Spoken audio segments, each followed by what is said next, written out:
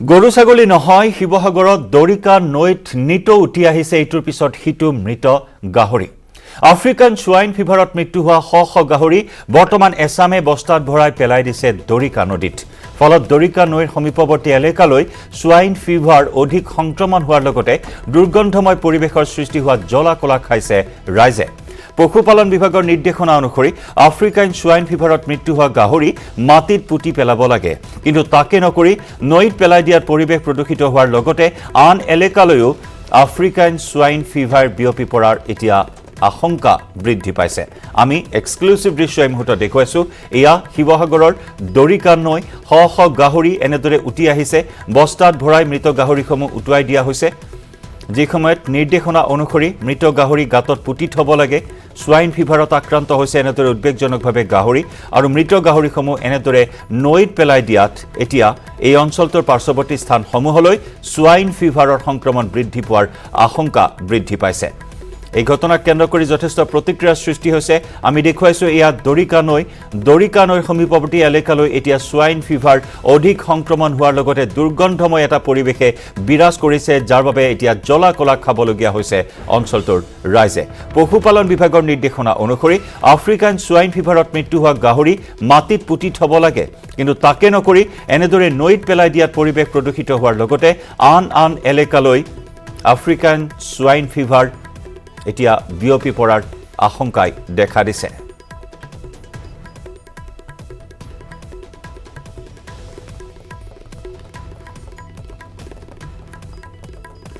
আগবঢ়াম শিৱসাগৰৰ পৰা আমাৰ সাংবাদিক প্ৰদীপ গগৈৰ বিশেষ ৰিপৰ্ট আফ্ৰিকান সোৱাইন ফিভাৰৰ ফলত নিতৌ শ গাহৰিৰ মৃত্যু হোৱাত শিৱসাগৰ জিলা প্ৰশাসনে ইতিমধ্যেই 2-3 দিন পূৰ্বে শিৱসাগৰ গাহৰি ক্ৰয় বিক্ৰয় তথা সৰবৰাহত নিষেধাজ্ঞা আৰোপ কৰাৰ সময়তে বৰ্তমান আন এক উদ্বেগজনক বিষয় হিচাপে পৰিণত হৈছে যে শিৱসাগৰৰ দৰিকা নদীত নিতৌ বহু গাহৰি উঠি আহিছে কাৰণ আফ্ৰিকান সোৱাইন ফিভাৰৰ ফলত মৃত্যু হোৱা গাহৰিসমূহ এছাম দুষ্ট লোকে বস্তাত ভৰাই উটুৱাই দিছে পেলাই দিছে দৰিকা নদীত যাৰ বাবে শিৱসাগৰৰ হাঁহ চাউল কৰাত বৰ্তমান এক দুৰ্গন্ধময় পৰিৱেশে বিৰাজ কৰিছে আৰু এই গাহৰিৰ পৰা যিহে আন গাহৰিলৈ বিয়পি পৰা শংকা প্ৰকট হৈ পৰিছে কাৰণ দৰিকা পাৰৰ বাসিন্দাসকলে প্ৰায় প্ৰতি ঘৰৰ মানুহে গাহৰি পালন কৰে যাৰ বাবে বৰ্তমান উদ্বিগ্ন হৈ পৰিছে দেখিছে এইসকল ৰাইজ বৰ্তমান আজি ইয়াত একত্ৰিত হৈ এই কাণ্ডৰ বিৰুদ্ধে তীব্ৰ ক্ষোভ প্ৰকাশ কৰিছে আৰু মই বৰ্তমান যি ঠাইত আছো মই নদীখন দেখুৱাবলৈ পোনপ্ৰথমে সতীৰ্থক আহ্বান জনাইছো এইখন হৈছে দৰিকা নদী আৰু এই দৰিকাতে নিতৌ গাহৰি উঠি আহিছে আফ্ৰিকান সোৱাইন ফিভাৰত মৃত্যু হোৱা গাহৰি ইয়াত পেলাই দিয়া হৈছে স্থানীয় লোক আছে কি ক'ব বাইদেউ মানে কি হৈছে দৰিকা দলঙত আনি পিনে পেলাই দিয়াৰ ফলত আমাৰ স্থানীয় অঞ্চলটো গোটেই দুৰ্গন্ধময় পৰিৱেশ হৈছে নিতৌ আহি পিনে গাড়ীয়ে বস্তাত ভৰাই পেলাই দিয়া হৈছে তাৰ ফলত আমাৰ যিসকল স্থানীয় গাহৰি পালকে গাহৰি পুহি আছে সেইসকলৰ আৰু গাহৰিলে মানে সংক্ৰমণ হোৱা মানে হ'বও পাৰে আৰু যিহেতু দৰিকা নৈত আমি কাপোৰো ধুওঁ আৰু কণ ল'ৰা ছোৱালীয়ে সাঁতুৰি পিনে থাকে তেওঁলোকৰ মাছ খাবলৈও তাৰমানে ধৰক নৈখনৰ পৰা আমাৰ অসুবিধা হৈছে সেই তেনেকুৱা ধৰণৰ ধৰক আমি বহুত অসুবিধাৰ সন্মুখীন হ'বলগীয়া হৈছে হয় বৰ্তমান কিন্তু নীৰৱ দৰ্শক হৈ আছে জিলা প্ৰশাসন পশুপালন বিভাগ কি ক'ব জিলা প্ৰশাসন আৰু আমাৰ ভেটেৰিনেৰী কাষতে আছে তেওঁলোকে নীৰৱ দৰ্শক হৈ আছে আৰু দিনে দৈনিক গধূলি ৰাতি বস্তাই আমাৰ দৰিকা দলঙৰ ওপৰত গাহৰি পেলাইছেহি আৰু যাৰ কাৰণে আমাৰ স্থানীয় লোকে পশুপালন কৰি আছে যে গাহৰি পুহিছে তেওঁলোকৰ অসুবিধা হৈছে সৰু ল'ৰা ছোৱালী আমি মাছ পুঠি খাব নোৱাৰিছে সৰু ল'ৰা ছোৱালী গা পা ধুব নোৱাৰিছে বিভিন্ন সমস্যাৰ সন্মুখীন হৈছে কি ক'ব হয় আমাৰ বিভিন্ন সমস্যাৰ সন্মুখীন হৈছো কাৰণ আমি আগফালে ওলাব নোৱাৰো এনেকুৱা মানে দুৰ্গন্ধময় হৈছে আৰু খোৱা বোৱাৰ পৰা অলপ আমাৰ অসুবিধা হৈছে সেইখিনি যাতে আমাক চৰকাৰে সোনকালে এক গুৰুত্বপূৰ্ণ খবৰ উচ্চতম ন্যায়ালয়ত আজি EWS কোটাৰ বিৰুদ্ধে গোচৰ কণ্টেক্ট পিছতে ৰায় দিব 5জনীয়া সাংবিধানিক বিচাৰপীঠে মুখ্য ন্যায়াধীশ ইউ ললিতৰ নেতৃত্বত গঠন কৰা হৈছিল এই বিচাৰপীঠ অৱসৰৰ পূৰ্বে CJI ইউ ললিতৰ এয়া হৈছে অন্তিমটো ৰায়দান অৰ্থনৈতিকভাৱে পিছপৰা লোকৰ বাবে 10% সংৰক্ষণৰ ব্যৱস্থা কৰা হৈছিল শিক্ষা আৰু চাকৰিত বলবৎ কৰা হৈছিল এই সংৰক্ষণ মোদী চৰকাৰে ব্যৱস্থা কৰিছিল EWS কোটাৰ সংবিধানৰ 103 নম্বৰ সংশোধনীৰ জৰিয়তে এই ব্যৱস্থা গ্ৰহণ কৰা হৈছিল আৰু এই ব্যৱস্থাক প্ৰত্যাহ্বান জনাই উচ্চতম ন্যায়ালয়ত তৰা হৈছিল গোচৰ এই সংবিধান পীঠত আছে ন্যায়াধীশ দীনেশ মহেশ্বৰী, এছ বীৰেন্দ্ৰ ভট্ট, জে.বি. পাৰ্দিৱালা। বিচাৰপীঠত আছে ন্যায়াধীশ বেলা এম ত্ৰিবেদীও। আজি ৰায় প্ৰদানৰ সময়ত বিচাৰপীঠত থাকিব 3 ন্যায়াধীশ। মুখ্য ন্যায়াধীশ ইউ ললিত, পৰৱৰ্তী মুখ্য ন্যায়াধীশ ডি.ৱাই. চন্দ্ৰচূড়ৰ লগতে উপস্থিত থাকিব ন্যায়াধীশ বেলা এম ত্ৰিবেদী। এই ৰায়দানৰ ওপৰত এতিয়া সমগ্ৰ দেশবাসীৰ দৃষ্টি নিবদ্ধ হৈ আছে। সংবিধানৰ 103 নম্বৰ অনুচ্ছেদৰ সংশোধন ঘটাই অৰ্থনৈতিকভাৱে পিছপৰা লোকৰ বাবে 10% সংৰক্ষণৰ ব্যৱস্থা কৰিছিল মোদী চৰকাৰে। শিক্ষা আৰু চাকৰিৰ ক্ষেত্ৰত এই সংৰক্ষণৰ ব্যৱস্থা কৰা হৈছিল আৰু ইয়াৰ বিৰুদ্ধে গোচৰ তৰা হৈছিল আৰু সেই গোচৰৰে আজি চূড়ান্ত ৰায় প্ৰদান কৰা হ'ব। অৰ্থনৈতিকভাৱে পিছপৰা লোকে শিক্ষা আৰু চাকৰিত সংৰক্ষণ লাভ কৰিব নে নাই, সেই সন্দৰ্ভত আজি হেষ্ট হ'ব সুপ্ৰিম কোৰ্টৰ ৰায়দানৰ পিছতে। আমাৰ সিনিয়ৰ এছ'চিয়েট এডিটৰ পাৰ্থজ্যোতি বৰাৰ সৈতে সংযুক্ত হৈছোঁ। পাৰ্থ, এটা অত্যন্ত গুৰুত্বপূৰ্ণ আজি ৰায় প্ৰদান কৰিব সুপ্ৰিম কোৰ্টে। অৰ্থনৈতিকভাৱে পিছপৰা লোকৰ সংৰক্ষণ সন্দৰ্ভত এই ৰায় কেনেকুৱা হ'ব পাৰে? এই ৰায়ক লৈ জল্পনা কল্পনা এই মুহূৰ্তত বৃদ্ধি পাইছে। জয়ন্ত, আপুনি সবিস্তাৰে বৰ্ণনা কৰিলে গোটেই বেকগ্ৰাউণ্ডটো। আজি উচ্চতম ন্যায়ালয়ত ৰায় ঘোষণা কৰা হ'ব। এই ৰায় নাহক, সেই ৰায় ভাৰতবৰ্ষৰ বিশেষ নিৰ্ণায়ক হ'ব। আৰু মই এই মুহূৰ্তত ক'ব বিচাৰিছোঁ, ইতিমধ্যে জাজমেণ্ট প্ৰদান কৰা আৰম্ভ হৈছে উচ্চতম ন্যায়ালয়ৰ 5জনীয়া সাংবিধানিক বিচাৰপীঠত। আৰু এতিয়ালৈকে আহি পৰা খবৰ মতে সাংবাদিক কোৰ্ট ৰুমৰ ভিতৰত উপস্থিত আছে কোৰ্টৰ সাংবাদিক সুশীল পাণ্ডে। আৰু সুশীল পাণ্ডে আমাৰ হাতলৈ প্ৰদান কৰা তথ্য অনুসৰি জাজমেণ্ট পঢ়িবলৈ আৰম্ভ কৰিছে এজনৰ পিছত আনজন ন্যায়াধীশে। আৰু ইতিমধ্যে জনাইছে 5জন ন্যায়াধীশৰ বিচাৰপীঠ আছে 5 constitutional bench.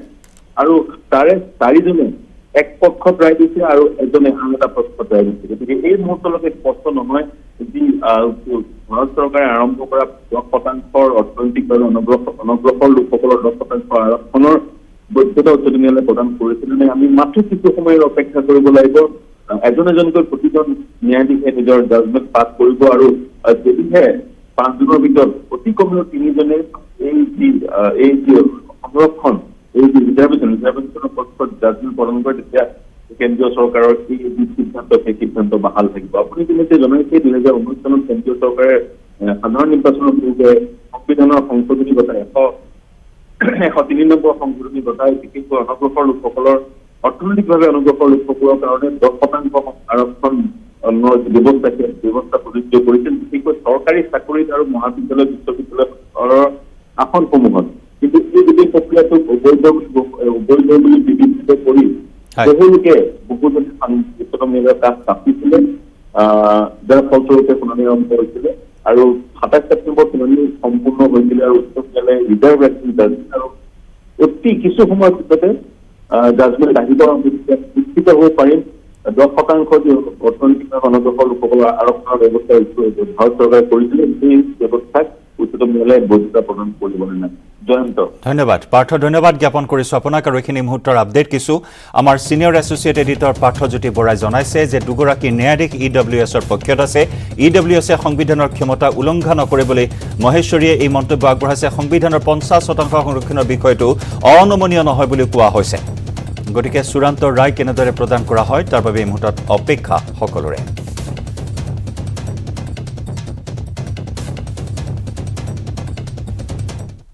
And also in case of Ashok Kumar and then I said আৰু এইখিনি মুহূৰ্তত আমি আগবঢ়াইছোঁ সুপ্ৰিম কোৰ্টৰ পৰা পোনপটীয়া সম্প্ৰচাৰ। by the framers of the constitution, what was proposed by the constitution bench in 1985 and what was sought to be achieved on the completion of 50 years of the advent of the constitution, that is the policy of reservation must have a time span, has still not been achieved even till this day, that is till the completion of 75 years of our independence.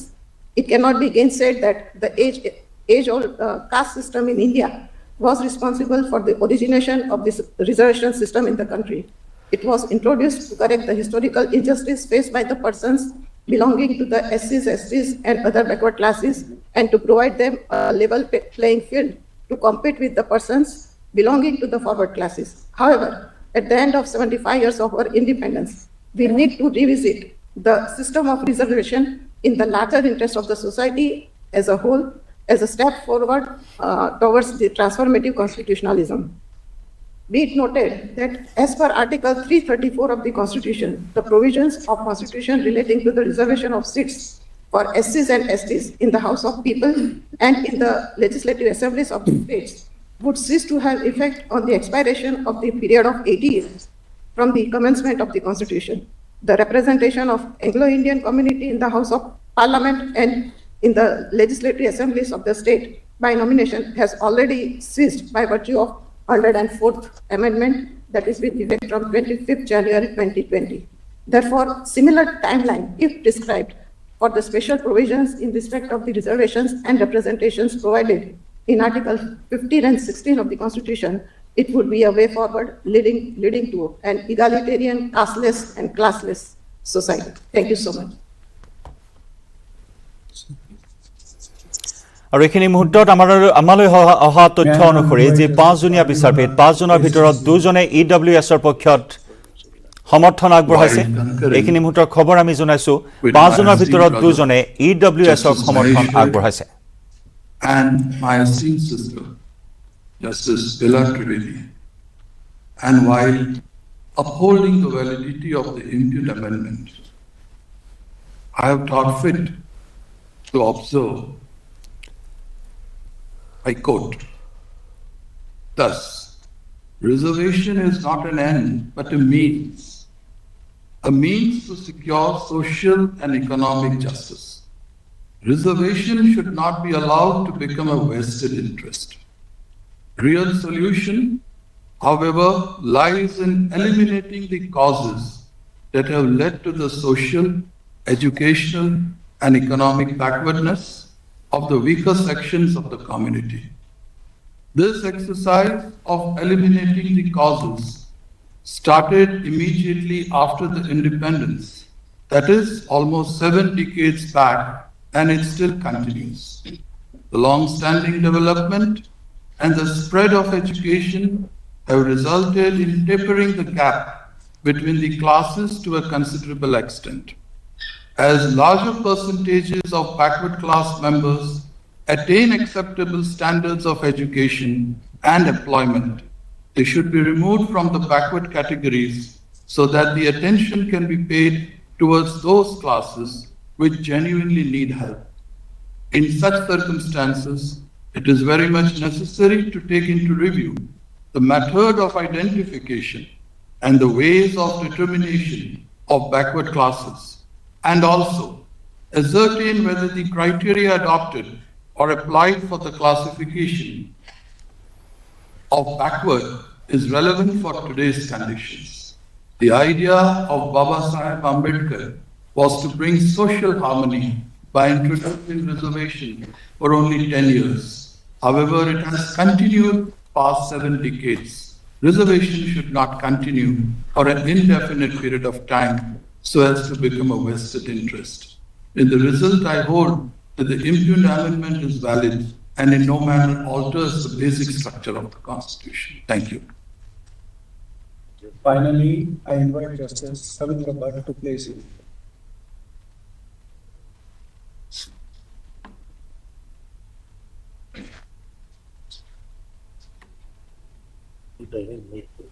I regret my inability to concur with the views expressed by the majority opinion on the validity of the 103rd Amendment on question number 3, since I feel, for reasons set out elaborately in the following opinion, that this court has for the first time in the 7 decades of the Republic sanctioned an avowedly exclusionary and discriminatory principle. Our Constitution does not speak the language of exclusion. In my considered opinion, the amendment by the language of exclusion undermines the fabric of social justice and thereby the basic structure.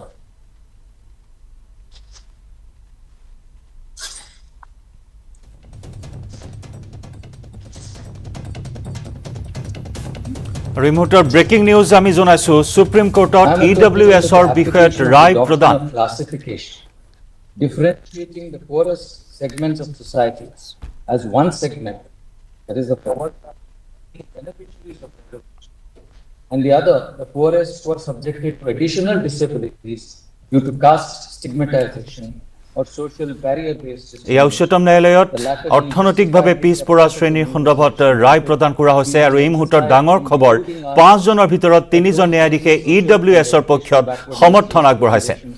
EWSে সংবিধানৰ সমতা উলংঘা নকৰে। ন্যায়াধীশ মহেশ্বৰীৰ এই মন্তব্য 50% সংৰক্ষণৰ বিষয়টো অনমনীয় নহয় বুলি কোৱা হৈছে। আৰু 5 জনৰ ভিতৰত 3 জন ন্যায়াধীশে EWSৰ পক্ষত সমৰ্থন এই মুহূৰ্তত আগবঢ়াইছে। EWSৰ প্ৰত্যাহ্বান জনাই উচ্চতম ন্যায়ালয়ৰ দ্বাৰস্থ হৈছিল আৰু সেই গোচৰৰ আজি চূড়ান্ত ৰায় প্ৰদান কৰা হৈছে। এই মুহূৰ্তত আমি পোনপটীয়া সম্প্ৰচাৰ আগবঢ়াইছো য'ত 5 জনৰ ভিতৰত 3 জন ন্যায়াধীশে EWSৰ পক্ষত সমৰ্থন আগবঢ়াইছে। কোৱা হৈছে যে EWSে সংবিধানৰ সমতা উলংঘন নকৰে। ন্যায়াধীশ মহেশ্বৰীৰ এই গুৰুত্বপূৰ্ণ মন্তব্য 50% সংৰক্ষণৰ বিষয়টো অনমনীয় নহয় বুলি কৈছে ন্যায়ালয়ৰ মজিয়াত।